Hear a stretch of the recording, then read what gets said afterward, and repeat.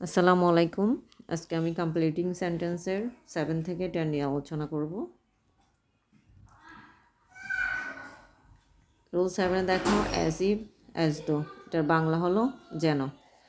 As if as যো যুক্ত সেন্টেন্সের প্রথম অংশ যদি প্রেজেন্ট ইনডিফিনিট টেন্স হয় তাহলে আমরা পরের অংশে বসাবো ফার্স্ট ইনডিফিনিট টেন্স। ওকে, আবার প্রথম অংশ যদি ফার্স্ট ইনডিফিনিট টেন্স হয় তাহলে আমরা পরের অংশে পাস্ট পারফেক্ট টেন্স বসাবো।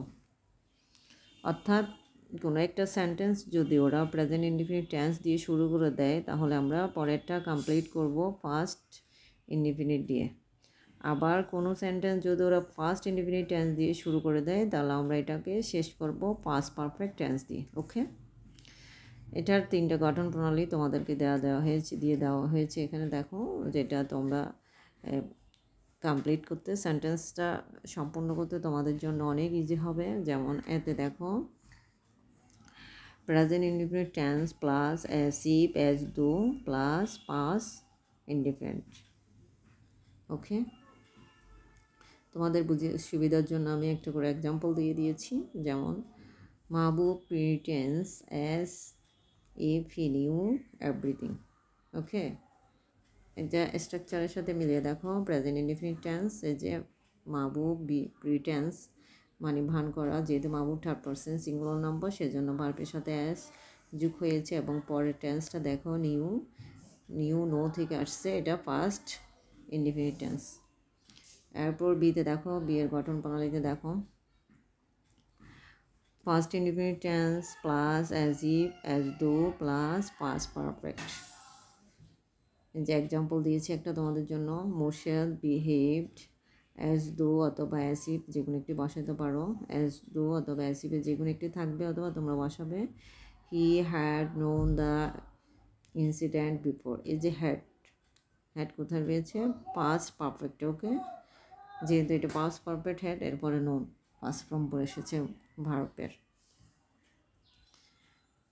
সিতে দেখো, প্রেজেন্ট অথবা past indefinite tense plus as if as do হলে আমরা আনরিয়াল ফার্স্ট বসাবো। আনরিয়াল মানে অসত্য। এক্সাম্পল দেখো, Hasan behaves as if he were a mat. Hasan behaves এটা প্রেজেন্টে আছে, এরপর এটা পাস্ট হয়ে গেছে, as if he were a mat, were. Okay, example rule 8 দেখো, no sooner than, hardly when, scarcely when. No সোনারের সাথে শুধুমাত্র দেন বসবে, হার্ডলি আর স্কার্সলি থাকলে আমরা হোয়েন বসাবো। ওকে, এটার বাংলা হলো যে মাত্র অমনি। নো সোনার হার্ডলি স্কার্সলি যুক্ত ক্লজটি পাস্ট পারফেক্ট টেন্স হয় এবং অক্সিলারি ভার্ব হ্যাড বসবে সাবজেক্টের আগে। ওকে, নো সোনারের পরে আমরা কি বসাবো, দেন বসাবো, কিন্তু হার্ডলি বা স্কার্সলি পরে আমরা ওয়েন বসাবো।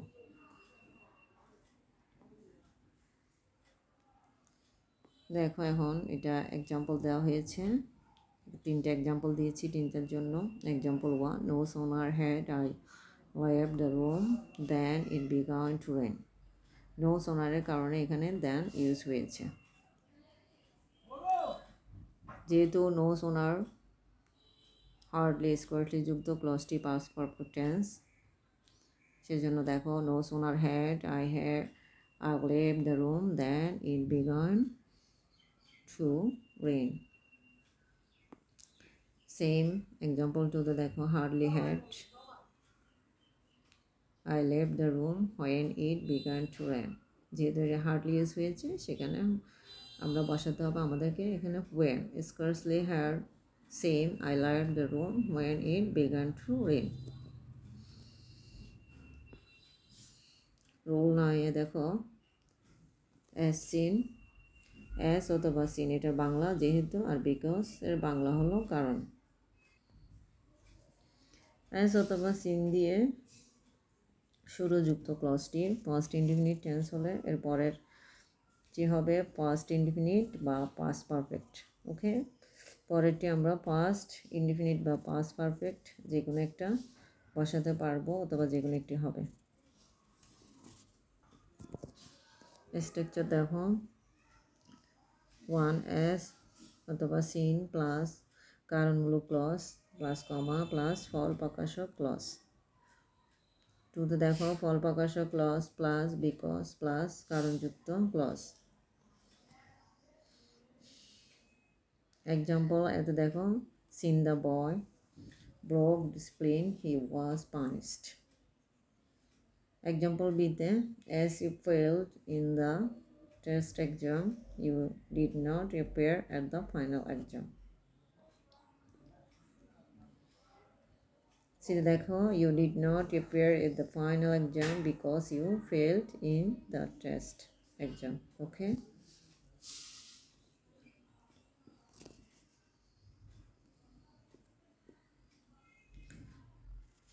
রুল লাইনে দেখো as অথবা সিনে যেহেতু বিকজ কারণ এই তিনটের স্ট্রাকচার এবং এক্সাম্পল এখানে দেওয়া হয়েছে। সিতে হলো বিকজ কারণ এটার এক্সাম্পল এবং এই বিকজের স্ট্রাকচার 2তে দেওয়া হয়েছে। ওকে। as seen বাংলা যেহেতু আর বিকজ কারণ এই অ্যাস অথবা সিন এবং বিকজ দ্বারা গঠিত সেন্টেন্সকে আমরা কমপ্লেক্স সেন্টেন্স বলে থাকি এবং এগুলোর আগে ও পরে সমজাতীয় টেন্স হয়। এটা মনে রাখবে তোমরা। অ্যাস অথবা সিন যদি বসে অথবা বিকজ কারণ দ্বারা গঠিত যেসব সেন্টেন্সগুলো হবে সেগুলো হলো কমপ্লেক্স সেন্টেন্স। এই কমপ্লেক্স সেন্টেন্সের আগে অথবা পরে আমরা সমজাতীয় টেন্স বসাবো। এরপরে দেখো রুল 10 দেখো ল্যাট অ্যালং বাংলা দূরের কথা বা কোনো ব্যাপারই না।